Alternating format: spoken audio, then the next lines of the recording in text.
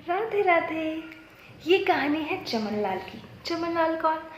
चमनलाल एक कबाड़ी है। और ये कबाड़ी क्या करता है, ये आसपास एक कॉलोनी में जाता है, वहाँ के घरों से कुछ सामान खरीदता है। उनका जो भी पुराना कबाड़ होता है, पुरानी कोई भी चीज़ें होती हैं, वो खरीदता है थोड़े इकोनॉमिकली सस्ते भाव में, और फिर उसे मेन मार्केट जाकर या किसी बड़े कबाड़ी को बेच देता है। तो कहानी शुरू होती है चमनलाल की। और चमनलाल से हमें क्या शिक्षा मिलती है। एक बार की बात है, चमनलाल एक कॉलोनी में जाकर वहाँ पे कबाड़ सामान खरीद रहा था। तो एक घर के मालिक ने उसने एक पुराना सा एंटीक सा बॉक्स दिया, जो था तो सुंदर, पर उस पर बहुत धूल मिट्टी जम चुकी थी, वो गंदा सा लग रहा था। तो उसने वो चमनलाल को बेच दिया। चमनलाल ने उसको बड़ा मोल भाव करके 10 रुपये में खरीद लिया। अब चमनलाल ने एक ठेला, जो अपना ठेला लेके वो घूमता था, उस ठेले पे उस बॉक्स को रखा और आगे के घर में चला गया सामान खरीदने के लिए। अब जब आगे घर में पहुंचा और वहाँ पे कबाड़ उसने खरीदना चाहा,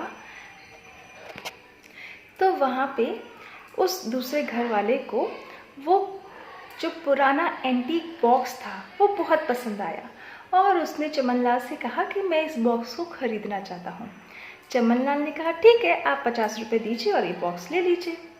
तो उस आदमी ने उस बॉक्स को, दूसरे घर वाले ने उसी एंटीक बॉक्स को, जो कि चमनलाल ने 10 रुपये में खरीदा था, उसे उसने 50 रुपये में खरीद लिया। चमनलाल बड़ा खुश था। सीधे 40 रुपये का फ़ायदा, अच्छी बात है। एक ही दिन में, एक ही सामान में चमनलाल बड़ा खुश था। अब चमनलाल आगे गया, अपना सारा काम खत्म करके जब वापस घर जा रहा था, तो ये जो दूसरा वाला आदमी था जिसने चमनलाल के इस बॉक्स को खरीदा था, वो चमनलाल के पास वापस आता है। बोलता है, अरे भैया चमनलाल, तुमने ये क्या बॉक्स बेचा है, ये तो खुल ही नहीं रहा, तुम इसे वापस ले लो। चमनलाल वहाँ का रेगुलर कबाड़ी था, तो उसने वो बॉक्स वापस ले लिया और 50 रुपये उसे वापस कर दिए।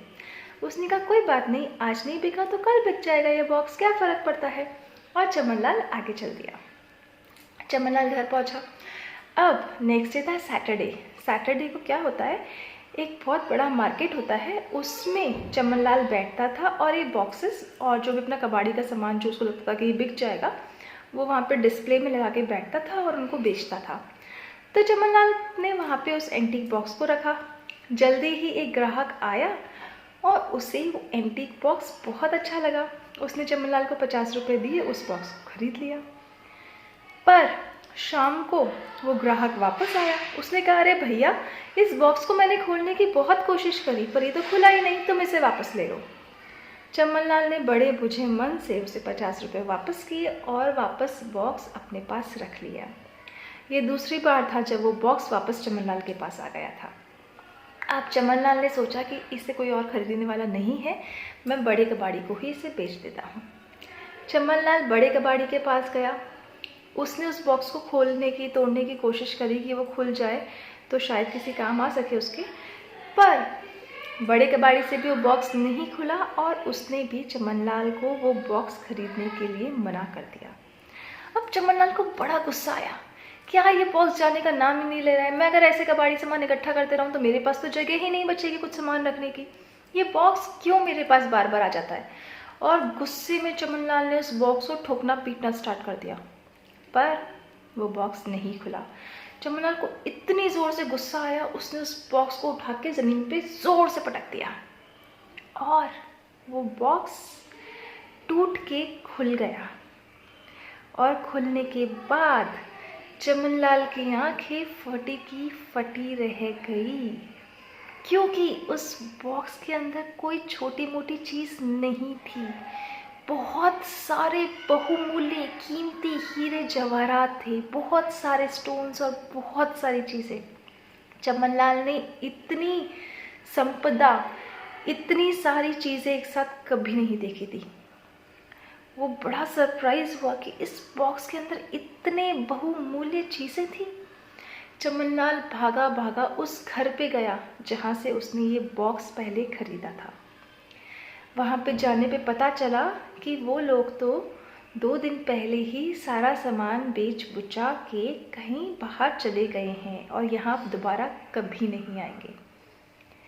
चमनलाल ने सोचा कि बहुत कोशिश करी कि उनको ढूंढने की कि वो लोग कहाँ गए जिससे ये सारी चीज़ें उन तक पहुँचा सके, पर चमनलाल उनका पता नहीं लगा पाया। फाइनली चमनलाल ने ये सारी चीज़ें अपने पास ही रख ली और इन सब हीरे जवाहरात और बहुमूल्य चीज़ों को बेच के एक कबाड़ी चमनलाल से बन गया सेठ चमनलाल। है ना अच्छी कहानी? पता है इस कहानी से हमें क्या शिक्षा मिलती है? अगर जो हमारे भाग्य में लिखा हुआ है ना, वो हमें ज़रूर मिलेगा।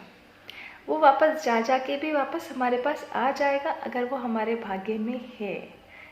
तो ऐसे हमारे भाग्य को कोसने की बजाय, जैसे कि चमनलाल ने किया, उसके लिए वो दुखी हुआ कि क्यों ये बॉक्स बार बार मेरे पास आ जाता है, पर उसी बॉक्स की वजह से चमनलाल की किस्मत ही बदल गई।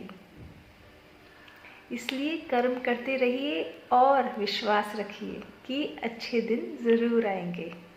भगवान का नाम लेते रहिए। राधे राधे।